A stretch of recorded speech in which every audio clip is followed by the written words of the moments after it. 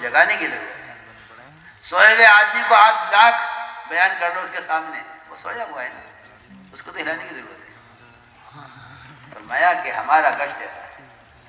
کہ ہمیں امت کو حرکت میں لانا ہے اور امت کو غفلت سے نکالنا ہے۔ اس طرح میرے بزرگوں دوستوں عزیزوں، ہمیں سب سے پہلے نماز کی محنت کرنی ہے۔ ہر مسلمان پر ترس کھاؤ کہ ہائے یہ نماز اگر چھوڑ دی اس نے، ایک حقوق یہ جہنم میں جلے گا، اتنی بڑی مدت جہنم میں ایک نماز کے ضائع کرنے پر میں کس طرح اس کو آگ سے بچا لوں؟ کہیں آگ لگ رہی ہو، کس طرح لوگوں کو بچایا جاتا ہے، کس طرح وہاں ملٹری جو ہے وہ پولیس حلقہ لگا لیتی کہ جو آگے نہیں آنے دے گی لوگوں کو بچانے کے لیے۔ پھر ہم کیوں نہیں سوچتے کہ اتنے مسلمان نماز چھوڑ رہے ہیں، کتنے نقصان میں جا رہے ہیں؟ اگر اس بات کو ذہن میں رکھو گے تب تو کوئی نتیجہ نکلے گا کہ وہاں بھائی 30% ماشاء اللہ ہمارے گاؤں میں نمازی الحمدللہ 100% ہو گئے ہمارے۔ اس طرح میرے دوستوں عزیزوں، یہ ایک پہلی کوشش ہے۔ دوسری بات یہ ہے کہ اپنے اللہ کے راستے میں نکالے اس لیے جاتا ہے تاکہ نماز میں کمال پیدا ہو۔ دکان پر رہتے ہوئے، مقام پر رہتے ہوئے، تاجر ہوں، ملازم ہوں، مشغول ہوں، نماز جلدی پڑھتا ہوں، اللہ کے راستے میں نکل کر جب عمل کے ہی ماحول میں رہے گا مسلسل اور علماء کی نگرانی میں رہے گا، اللہ جزائے خیر دے علماء کو جو سال لگا رہے ہیں اور باہر کے سال لگا رہے ہیں اور یورپ کے سال لگا رہے ہیں اور ہر سال 4 مہینے جو علماء لگاتے ہیں، میرا تو دل یہ چاہتا ہے کہ علماء ہر سال 4 مہینے لگانے کو اپنا معمول بنا لیں تاکہ 4 مہینے جاہل قسم کے عوام الناس جنہیں نہ کلمے کی خبر ہے، نماز کی، نہ زکوٰۃ کی خبر ہے، نہ روزے کی، نہ مسائل کی خبر ہے، نہ فضائل کی، ایسے عوام علماء کے ساتھ رہ کر عملی دین سیکھیں۔ امام صاحب کے بیان کا ٹکڑا ہے کہ جو طریقہ ہماری تبلیغ میں تعلیم اور تعلم کا ہے، یہی طریقہ دور صحابہ میں تھا کہ علماء کے ساتھ رہ کر، اپنے مقام سے باہر نکل کر، علماء کی صحبت میں رہ کر، اپنے کاروبار، اپنے دھندے چھوڑ کر، تاکہ پورا وقت عمل کے سیکھنے میں اور پورا وقت علماء کی صحبت میں اور ایک ایک عمل کو عملی طور پر دیکھنے میں گزرے۔ یہ طریقہ تعلیم اور تعلم کا دور صحابہ میں تھا۔ حضور اکرم صلی اللہ علیہ وسلم نئے آنے والوں کو علماء کے ساتھ اور نئے آنے والوں کو پرانے صحابہ کے ساتھ تشکیل کر دیا کرتے تھے، فرماتے تھے کہ ان کو دین سکھلاؤ ساتھ رکھ کر۔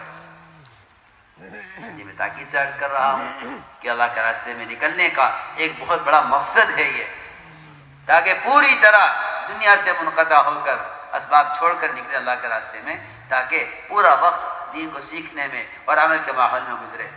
خروج میں ہوگا، تہجد کا بھی عادی ہو جائے گا، اپنے مقام پر رہتے ہوئے رات کو جلدی سوتے نہیں، صبح کو دیر سے اٹھتے ہیں، تہجد چھوٹ جاتی ہے، دنیا کے لیے تھکتا ہے اور نماز چھوڑ دیتا ہے، رات کے قیام چھوڑ دیتا ہے کہ تھکا ہوا ہوں۔ ارے میرے عزیز، جب تم دنیا کے لیے تھک رہے ہو اور اللہ کا حق مار رہے ہو، رات کا قیام اور فجر کی نماز ضائع ہو رہی ہے، تو پھر اس سے مت سمجھیے آپ کہ اللہ میرے حلال کمانے سے راضی ہوں گے۔ اللہ تیرا دنیا کا طالب بننے سے ناراض ہے، اللہ تیرے دنیا کا طالب بننے سے ناراض ہے۔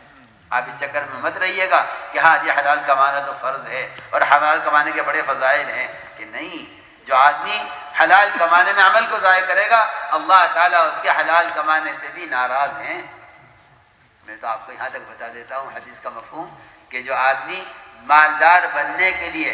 اور مالداروں کی فہرست میں آنے کے لیے حلال بھی کما رہا ہو،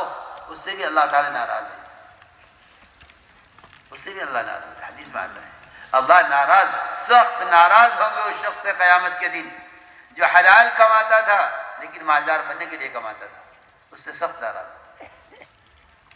یہاں تو سود کما کر بھی اس چکر میں ہے کہ اللہ کو راضی کر لوں گا، حالانکہ سودی کاروبار کرنے والا اللہ کے نزدیک اتنا بڑا مجرم ہے کہ زنا کرنے والا، شراب پینے والا، چوری کرنے والا،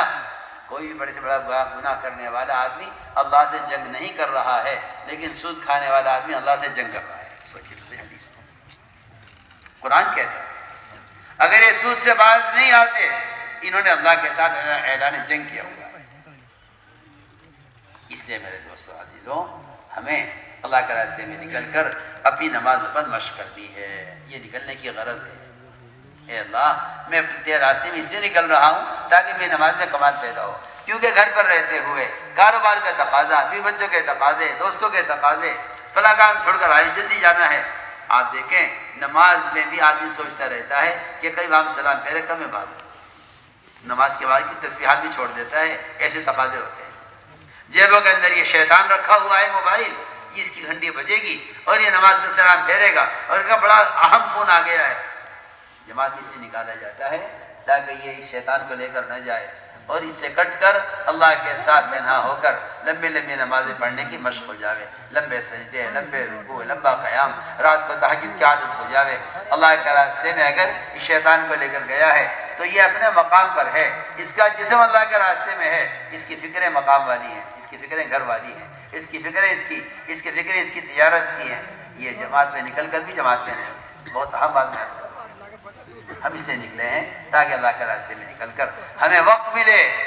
تہجد وقت پر ملے گی۔ وہ تو میں عرض کر چکا شروع میں کہ جیسے ہسپتال میں رہنے والے کو وقت پر دوا ملتی ہے، وقت پر غذا ملتی ہے، اس سے آہستہ آہستہ صحت ٹھیک ہو جاتی ہے، ایسے اللہ کے راستے میں نکل کر جب تلاوت، تہجد، تسبیحات صبح شام کی اپنے اپنے وقت پر ہوں گی، تیسرا کلمہ درود شریف استغفار صبح کو اور شام کو پڑھے گا اطمینان سے وقت پر، تو وقت پر جب غذا ملے گی روح کو، اس لیے کہ یہ سارے روح کی غذائیں ہیں،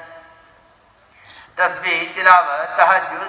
یہ سب روح کی غذائیں، تعلیم کے حلقے روح کی غذائیں۔ جس طرح آدمی صبح شام جسم کی غذا لیتا ہے، اب ناشتہ کر رہا، اب دوپہر کھانا کھا رہا، اب رات کو کھانا کھا رہا، یہ صبح سے لے کے شام تک اگر یہ وقت پر غذا نہ ملے، جسم کمزور ہو جائے، تو اگر روح کو اس کی غذا نہ ملے، وقت پر تسبیحات نہ ملے، تلاوت نہ ملے، عبادت نہ ملے، تہجد نہ ملے، تعلیم کے حلقے نہ ملے، علماء کی صحبت اور علماء کی وجہ سے نہ ملے، تو روح بھی اسی طرح بیمار ہوتی ہے جس طرح جسم بیمار ہوتا ہے۔ میرے دوستو عزیزو، جب یہ روح بیمار ہوتی ہے نا،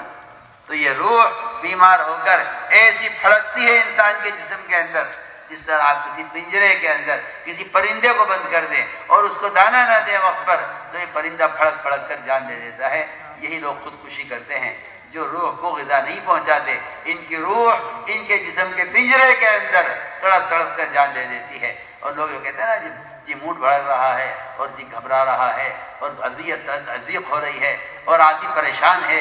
ساری پریشانی اس کی ہے کہ روح کو اس کی غذا نہیں مل رہی، روح کو اس کی غذا، جیسے پرندہ ہے نا آپ کے جسم کے پنجرے میں، آپ پنجرے میں گھر میں پرندہ رکھ لیجئے، آپ اس کو دانا مت دیجئے، کھانا مت دیجئے، دیکھیے کیا حال ہوتا ہے اس کا، کیسے پڑکے گا وہ اندر۔ اب مصیبت یہ آ پڑی ہے کہ آ جائیں گے جی کوئی تعویذ دے دو،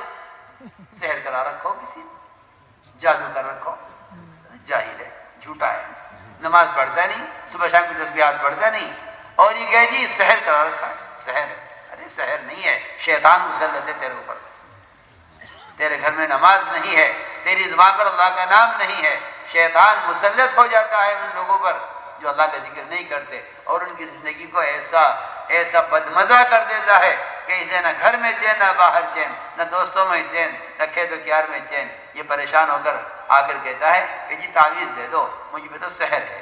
پکڑ پکڑ کے لاوے جی سحر ہے، میں کہ نماز پڑھتا ہے کہ جی نماز تو نہیں پڑھتا، ارے تو نماز نہیں پڑھتا تو ذرا اسلام میں کوئی حصہ نہیں ہے، تو اسلام سے کون سی برکت لینا چاہتا؟ سب کا یہی حال ہے، سب کا یہی حال ہے، نہ نماز پڑھتے ہیں وقت پر، نہ ذکر کرتے ہیں، نہ تلاوت کرتے ہیں، اور کہتے جی کسی نے سحر کر رکھا ہے، کوئی نقص دے دو بنا کے، کوئی تعویذ دے دو کوئی، اور ٹھیک ہو جاؤں گا۔ ارے کیسے ٹھیک ہو جائے گا؟ تیری روح کی غذا کوئی تعویذ تھوڑی ہے، تیری روح پھڑک رہی ہے اندر، تیری روح پھڑک رہی ہے اندر، اس روح کو تو تسبیح دے، تلاوت دے، ذکر دے، اس تسبیح کو تو تہجد دے، رات وقت پر نمازیں دے، نفلیں دے، کیسے ایمان والے کی طرح خوش خرم رہے گا، دیکھتے نہیں اللہ والے کیسے مطمئن رہتے ہیں، بے فکر خوشی راضی، اور دنیا والے کیسے پریشان دھکے کھاتے پھرے ادھر سے ادھر، نہ دنیا میں عزت نہ آخرت میں عزت، کیوں؟ اس لیے کہ وہ اپنی روح کو روح کی غذا پہنچاتے نہیں ہیں۔ نتیجہ یہ نکلتا ہے کہ بعض کو تنگ آ کر خودکشی کر لیتے ہیں، جی ہاں، کوئی زہر پی گیا، کسی نے زہر کھا لیا، کسی نے اوپر سے خودکشی کر لی، کوئی سمندر میں کود کے مر گیا، کیا کریں گے؟ ان کی روح جب تڑپے گی اندر تو مرے گی کسی نہ کسی طرح۔ سمجھ میں آ رہی بات نہیں آ رہی؟ اب یہ طے کر لو کہ انشاءاللہ ہمیں نماز نہیں چھوڑنی ہے، نماز چھوڑ دی تو اسلام میں کوئی حصہ نہیں ہے۔ عمر رضی اللہ عنہ کو جب نیزہ مارا گیا اور ان کے زخم سے دودھ باہر آ گیا، جو دودھ پلایا گیا زخم سے باہر نکلا، تو عتبہ حضرت عمر کی حیات سے نہ مایوس ہو گئے، میں بچ نہیں۔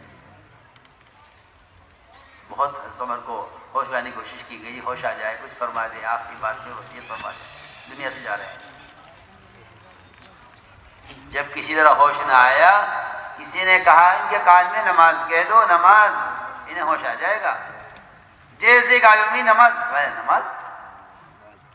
تو وہ عمل ہے کہ جس کی زندگی میں نماز نہیں، اس کے اسلام میں کوئی حصہ نہیں۔ آپ ذرا غور کریں اس بات پر۔ کسی کے نیزہ مارا گیا ہو اور وہ پار ہو گیا ہو معدے سے، اور معدے میں تک سوراخ پہنچ گیا ہو اس کے زخم کا، آپ بتائیے اس کی بے ہوشی کیسی ہوگی؟ کسی ہوگی بے ہوشی اس کی؟ میں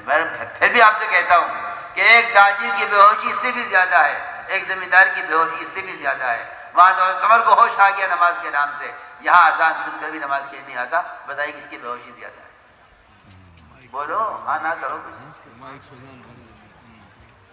وہاں عمر کو اس حال میں بھی ہوش آ گیا نماز کے نام سے، اور یہاں دکان میں بیٹھا ہوا ہے، اذان ہو رہی ہے، لیکن اسے نماز کی ہوش نہیں ہے۔ میں کہتا ہوں اس تاجر کی بے ہوشی اس آدمی سے بھی زیادہ ہے جس کو نیزہ مارا گیا ہو اور موت اس کے قریب ہو۔ اس لیے میرے بزرگوں دوستو عزیزو، اس کی کوشش کرو کہ انشاءاللہ نماز پڑھیں گے اور اچھی نمازیں پڑھیں گے۔